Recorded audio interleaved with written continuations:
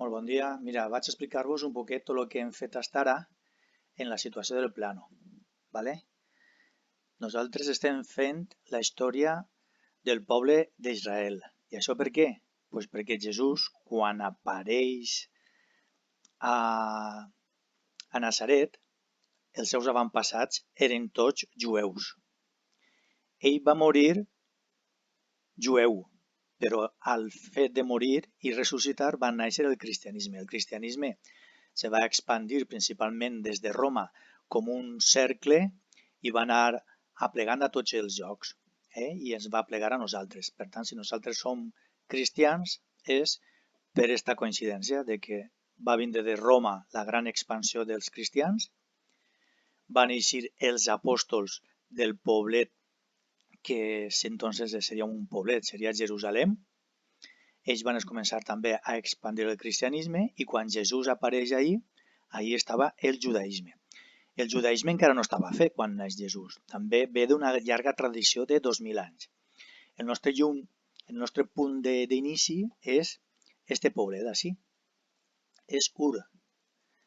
Ur de Caldea, d'allí era natural Abraham. I Abraham tenia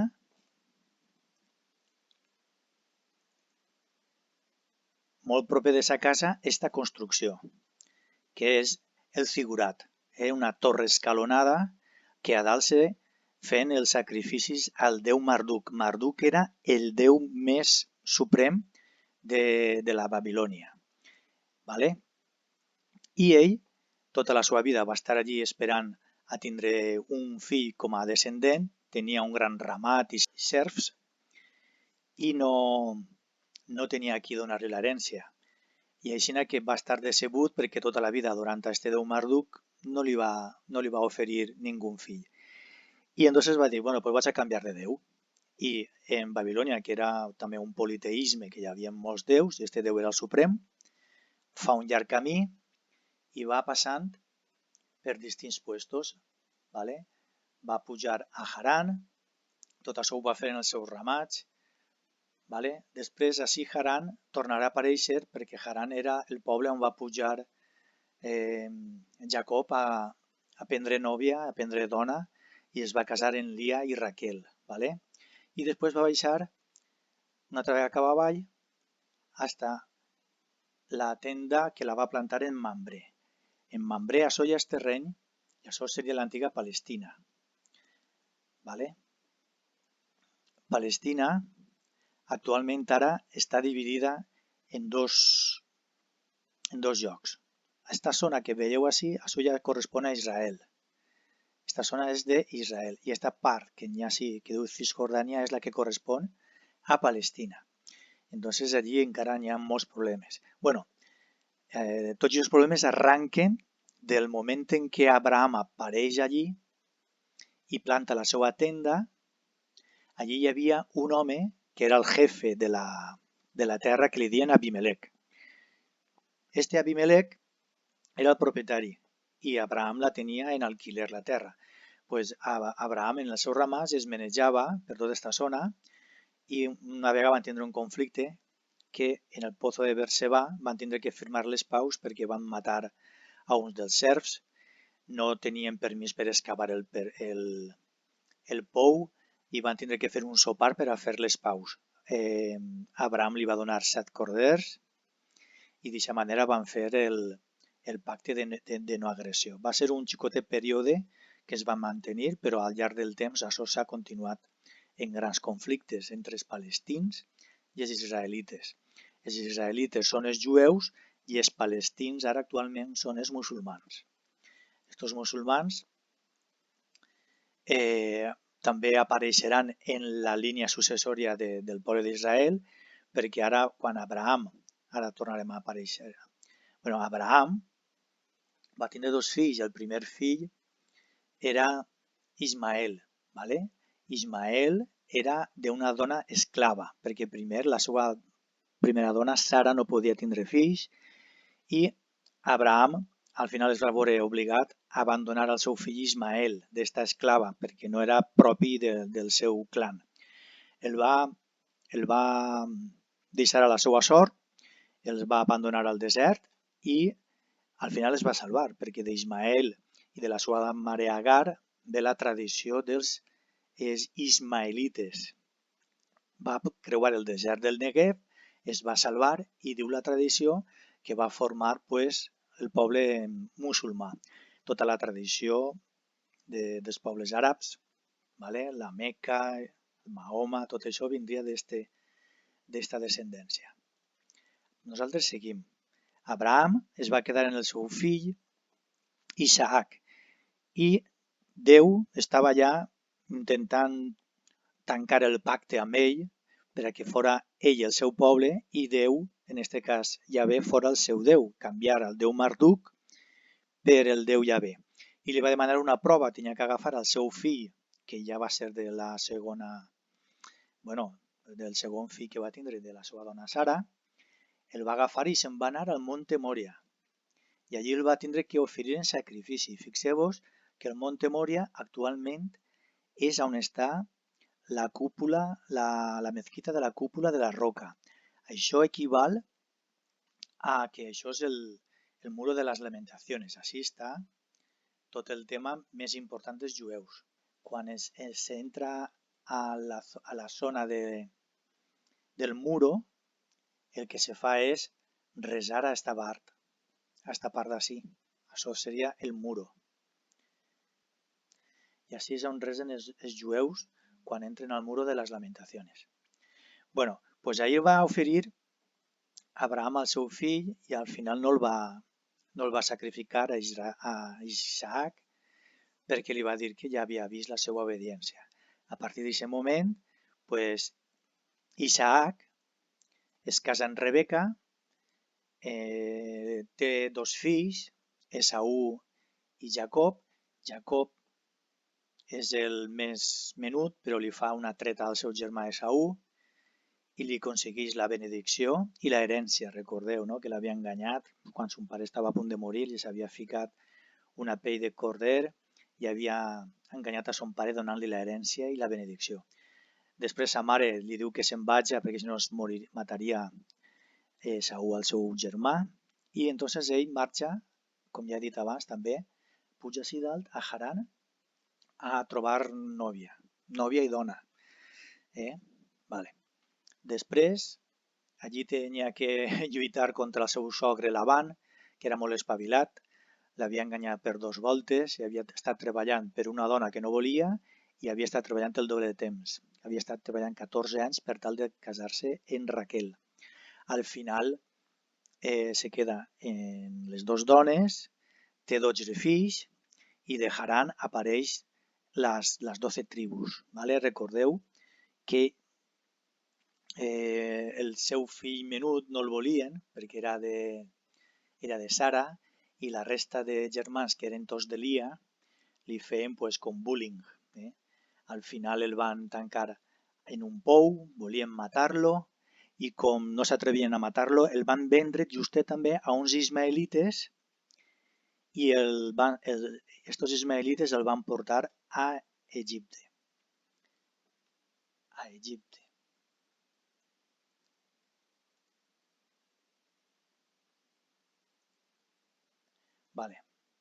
En Egipte van estar allí treballant i fent els graneros perquè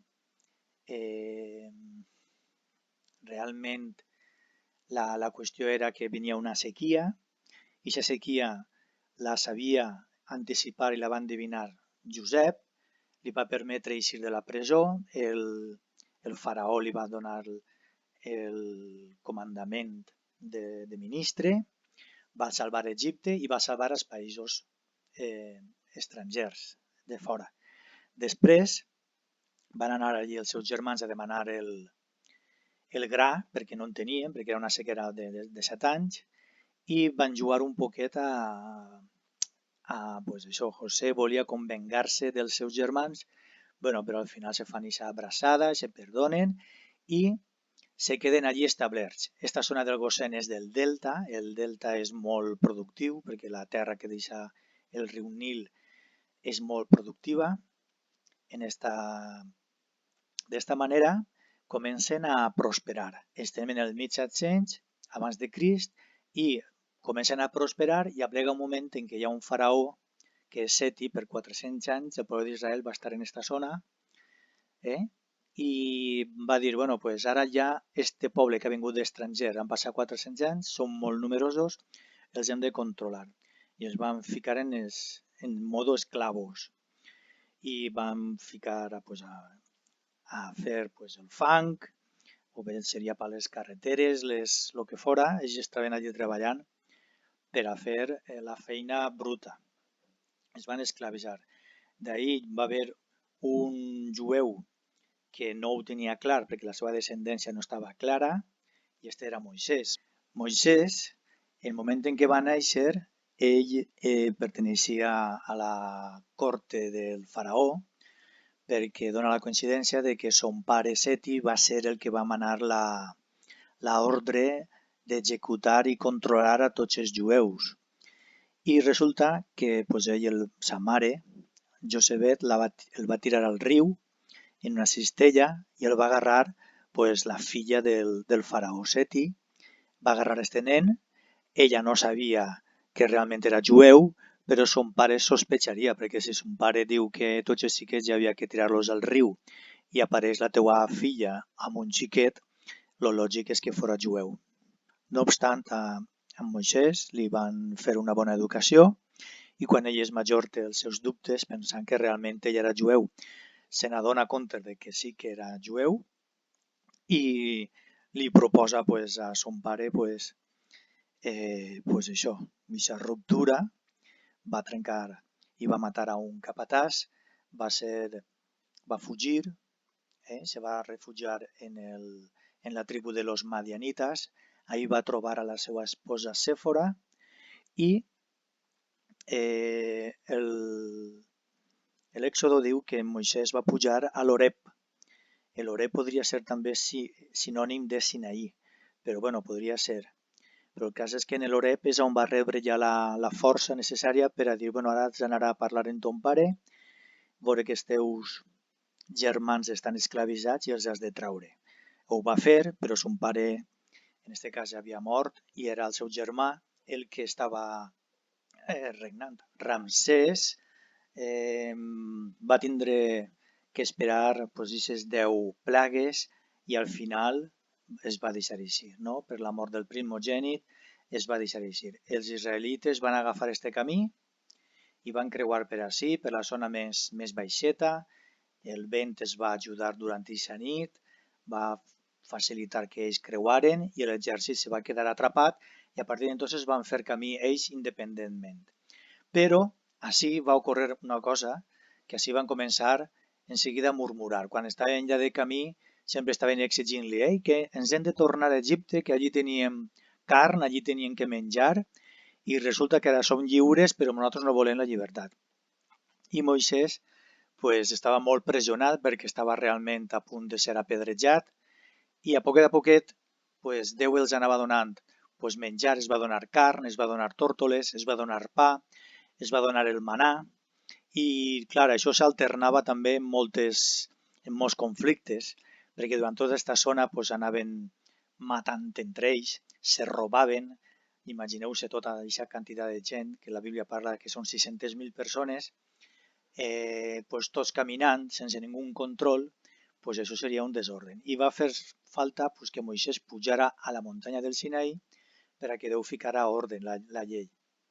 Aquesta llei està resumida en aquests 10 manaments, però en el llibre del Levítico i tots els altres llibres estan la lletra menudeta de l'ojo por ojo, diente por diente, tot això que se troba en la Bíblia.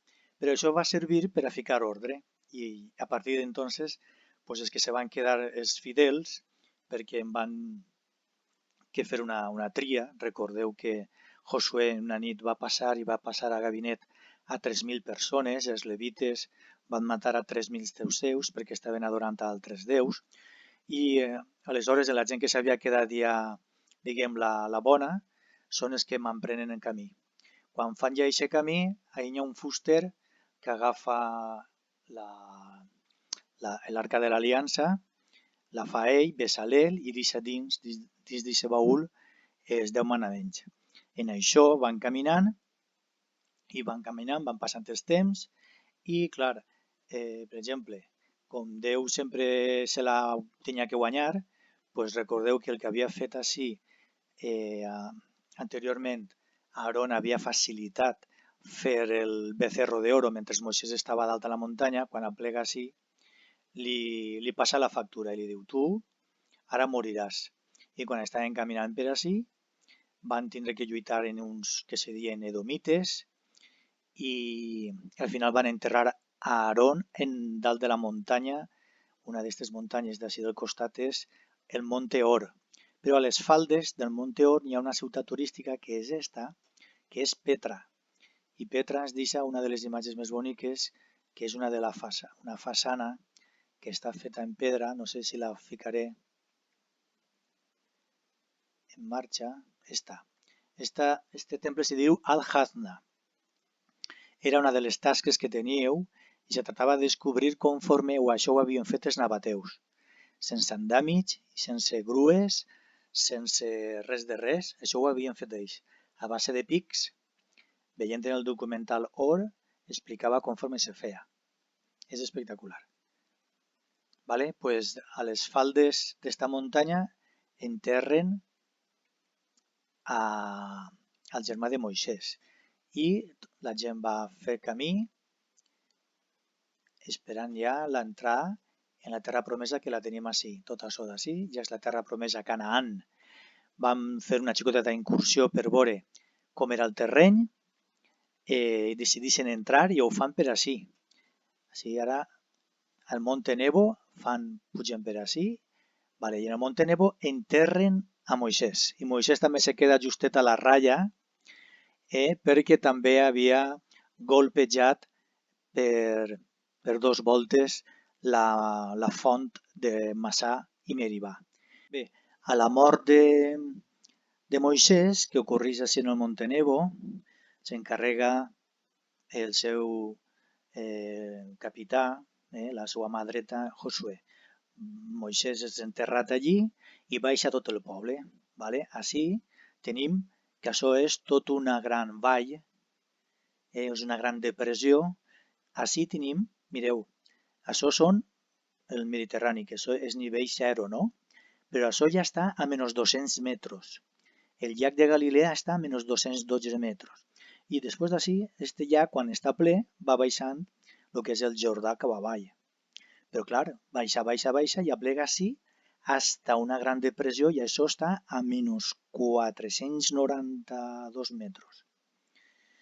Ixa bassa, l'evaporació és molt forta, i cada any que passa se va perdent molt d'aigua. Però no obstant, el que van fer els israelites va ser baixar, perquè això és baixar al riu i després d'ací tornes a pujar, i d'ací fins ací, que és tota aquesta cordillera, així hi ha 1.500 metres. És una pujada bastant pronunciada en molt poc de lloc.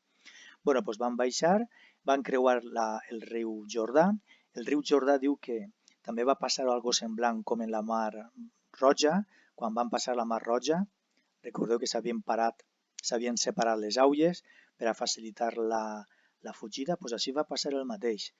És un aconteixement que no és tan conegut, però el llibre de Josué també ho explica.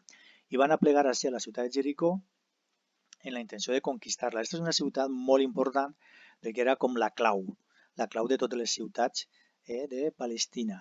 Si la conquistaven, ja que era una fortalesa inexpugnable, totes les altres ciutats ja sabrien de la importància del poble que l'ha conquistada, i així seria un aviso per a navegantes. Pues això ja ho sabeu, havien enviat a 2, els havien quasi capturat, havien contactat amb una prostituta que li diuen Rahab, ella els havia deixat una senyal per on podien i havien de respectar la seva casa, i per 7 dies havien donat voltes cantant en l'arca de l'aliança feta per Bezalel, i els sacerdots i els levites portaven l'arca, i al final, al 7 dia, havien donat un gran crit. Havien estat preparant-se per a donar aquest crit. Durant tota una setmana no tenien que parlar, per a que la veu fora potenta. Això són coses un poquet que els que canten a l'òpera i tot això ho saben, els que viuen de la seva veu, perquè són cantants, necessiten aquest silenci de la veu i tratar-la bé. Els israelites havien donat un gran crit i en l'última volta la ciutat de Jericó s'havia derrumbat i havien entrat. Bé, després de Jericó ja van vindre la formació de les tribus, cada una. Recordeu que quan Jacob havia donat l'herència als seus fills, cada un els havia deixat un tros de terra. Una vegada que han retornat després de fer aquesta gran volta, ara cada un de la seva tribu va establir-se en les 12 tribus. I així també teniu el mapa, cada una d'elles on s'ha establert. Després d'establir-se totes les tribus, van veure que contínuament els estaven avassallant i trencant les collites, cremant-los, fent-los també xicotets atemptats, era un sense viure. I així que mentre estaven cada un d'ells intentant sobreviure de la manera que fora, necessitaven l'ajuda del que eren els líders, els jutges. I a cada regió trobem jutges. En el llibre de jutges trobem a Samsó, que la seva força era el seu aliat, trobem a Dèbora, que la seva justícia era el seu aliat, i trobem també a Samuel, l'últim dels jutges, que també era profeta. I al final ja li van donar una pista molt bona a Samuel, dient-li, escolta, nosaltres volem ser igual de forts que totes les nacions del costat. Si estem dividits en les nostres tribus, necessitem unir-nos tots en una mateixa tribu i volem tenir un rei. I aquest rei estem disposats a acceptar-lo.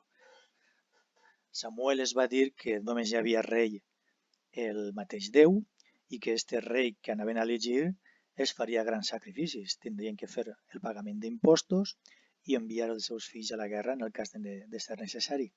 Encara així van estar tots disposats i el primer rei que van fer va ser Saül.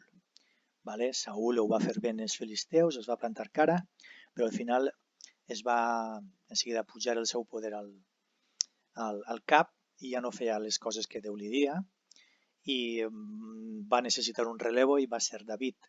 David era un pastor de la família de Jessé. Nosaltres també vam veure la descendència del rei David, que era el llibre que ens explica la Bíblia, que és el llibre de Rut. Rut es va casar en Boz. Recordeu la llei del Levirato i allò que no podien testimoniar les dones, encara que allí sí que ho van fer. Rut era una moabita que vivia a l'altra banda de la tribu de Judà. Practicaven ritos de nens menuts que sacrificaven al déu Quemos. Es va convertir al judaïsme, va vindre aquella sequera, se va quedar sense menjar, tenia que anar a espigolar el que se deixaven els homes. I entonces ella, com era una viuda i no havia tingut fills, per la llei del levirato del judaïsme, havia de casar-se en el familiar més proper i va ser que tenia com una doble rivalitat. En la pel·lícula es contava que tot era el familiar més proper a ella, però que realment ell la volia per el seu interès de que era una xica guapa i, sin embargo, Boz, que era un familiar més llunyà, era el que realment la volia. Però al final es va casar en Boz. I de Boz, els seus besnets, va ser la descendència de David. David li va llevar la corona a Saúl d'una forma un poc, ell no va intervindre, perquè Saúl se va enfrontar als filisteus en el monte Gilboà. Saúl ja tenia molta paranoia, pensant que David li furtaria el regnat, i se'n va anar a parlar en una divina, pensant-se que li diria que realment ell encara seria el rei. Però la divina li va dir no, que el teu regnat ja s'ha acabat i a partir d'ara ho perdràs. I en la mort, enfrontant-se tota la seva família i el seu exèrcit als filisteus en el monte Gilboà i veure els seus fills, entre ells Jonatan, que era un amic molt íntim del rei David, pues, va sentir molt la pèrdua dels seus fills i Saül es va suïcidar i al donar-li la notícia al rei David, d'aquesta manera ja es va convertir en el rei. El rei David és molt important perquè del rei David, tota la història que tenim contada, pues bé, en un principi ell es va fixar molt en la ciutat de Jerusalem. Esta ciutat era dels jebuseus. Ací baix, perquè ja que veureu, això està en una muntanyeta i ací baix hi ha un torrent.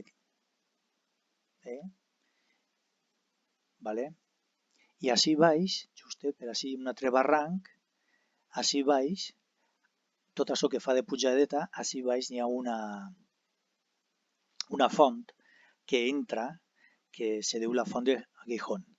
David sabia d'esta font i això li va permetre entrar per un canal a la ciutat de Jerusalem. Va conquistar, es va pillar als jebuseus indefensos, van entrar per la font i la van conquistar. D'aquesta manera, el que va fer David va ser conquistar políticament la ciutat de Jerusalem, va ser la capital.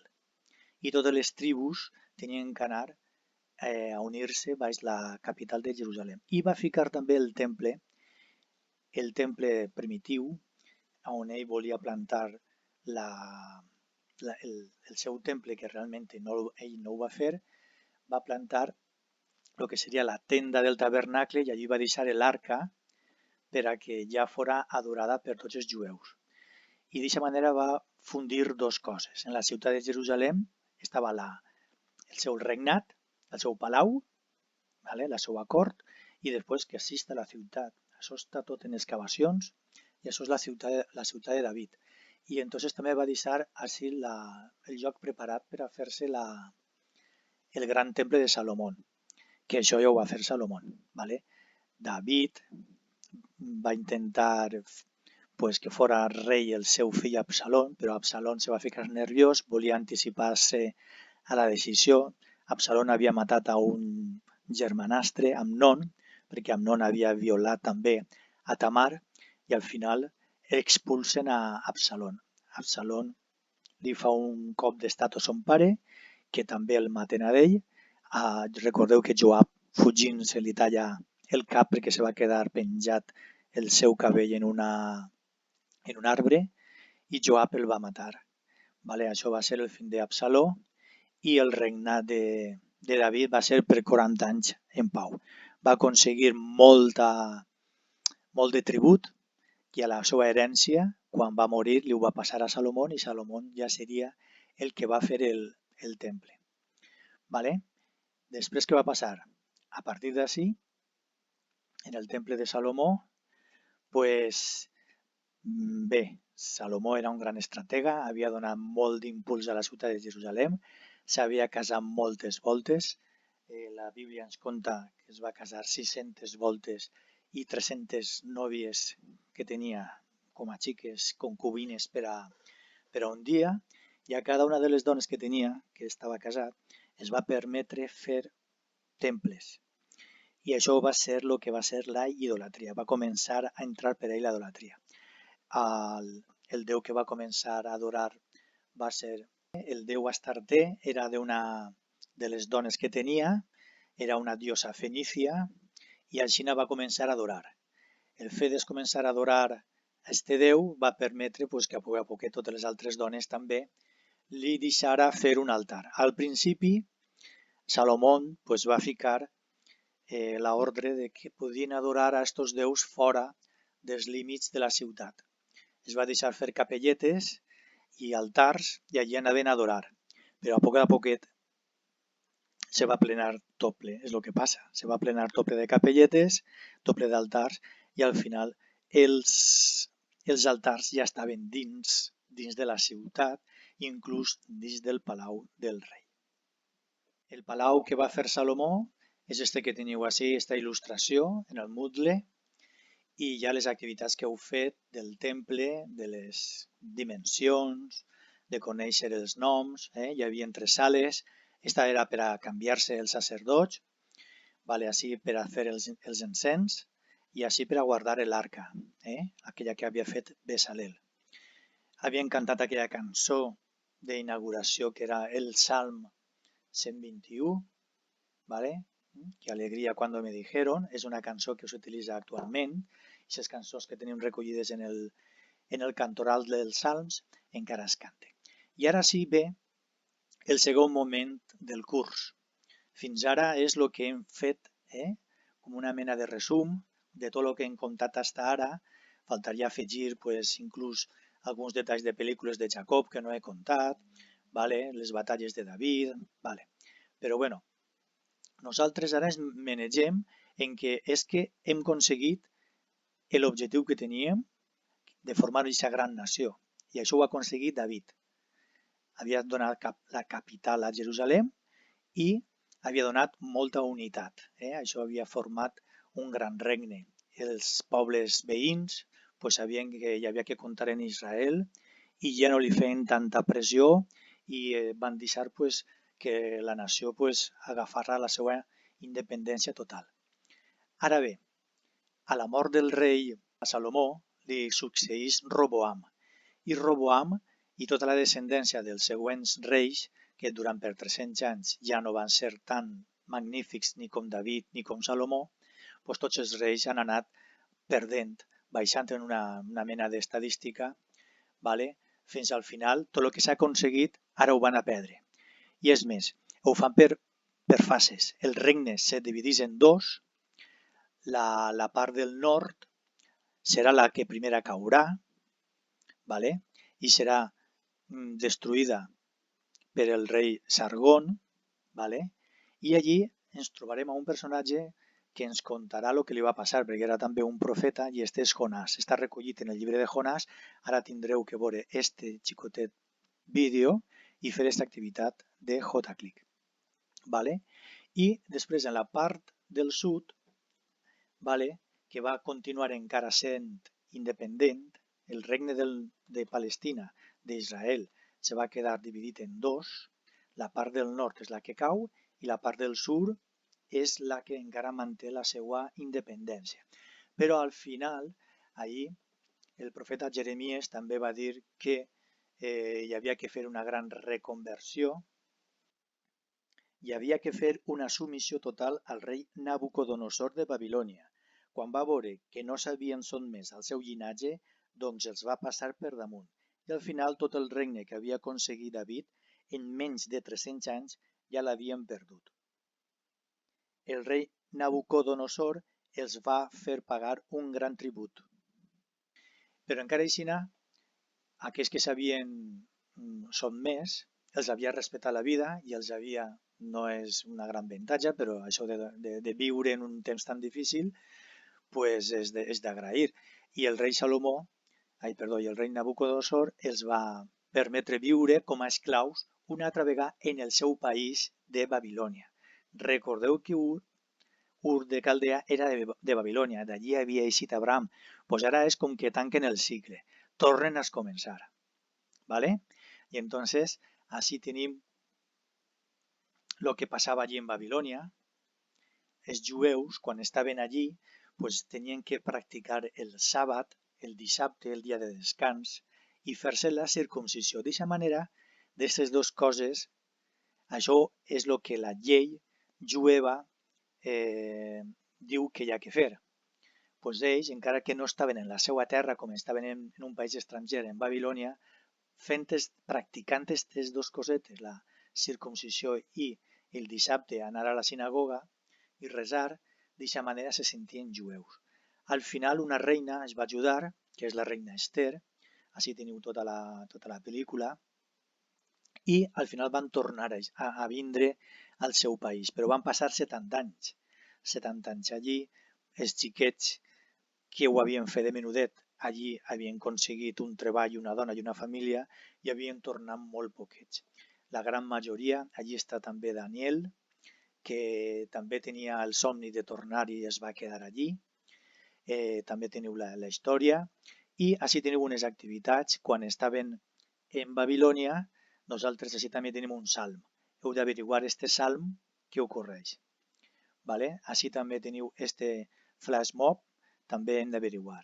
Entonces, mentre estan allí, en Babilònia, que estan una altra vegada exiliats, com si fos una altra vegada un nou Egipte, pues també han de reflexionar i dir el que hem fet, no? Que hem fet malament. Pues tota la idolatria és el que ens ha portat així.